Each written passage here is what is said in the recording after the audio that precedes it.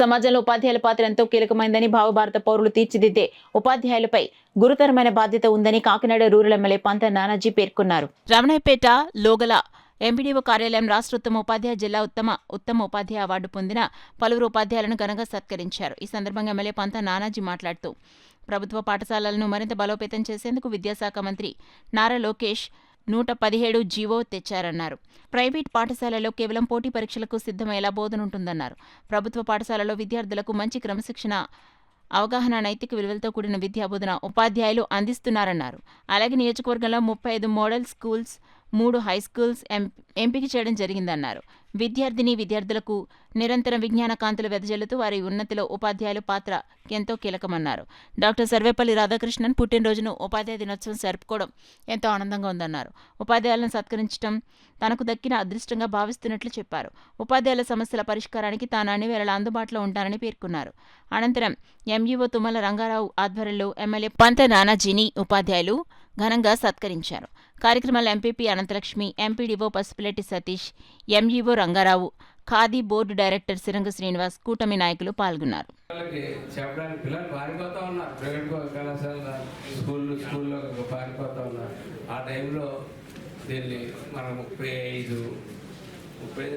Model schools 3 high schools కూడా తెచ్చుకుని స్కూల్కి 5 మంది టీచర్లు పెట్టి ముందుకంతా ఉన్నాం. ఈ వాతావరణంలో మీ యొక్క అవసరం ప్రతి క్షణం కనపడతా ఉన్నాం. ఎందుకంటే బేస్మెంట్ అన్నది మీ దగ్గర నుంచే స్టార్ట్ అవ్వాలి, మీ దగ్గర నుంచే ముందుకెళ్ళాలి.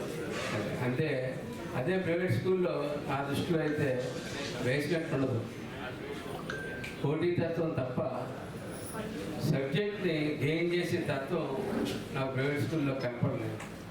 ఫోర్స్ఫుల్గా ఎవరైతే ఉపాధ్యాయులు ఉన్నారో వాళ్ళు ఫోర్స్ఫుల్గా మేనేజ్మెంట్ కింద పనిచేసి నా అవసరం కనపడతా ఉంది.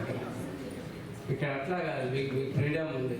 మీరు చక్కగా మీకు నచ్చిన రీతిలో పిల్లలకి అర్థమయ్యే రీతిలో పాఠాలు చెప్పే అవకాశం మీకు ఉంది. మీరు ఆ అవకాశాన్ని చక్కగా సద్వినియోగం చేసుకుంటా ఉన్నారు కాబట్టి ధైర్యంగా ప్రభుత్వం 117 జీవో సవరణ చేసి ముందుకు తీసుకెళ్ళడం జరిగింది. ఇందాక ఎంఈఓ గారు చెప్పడం జరిగింది.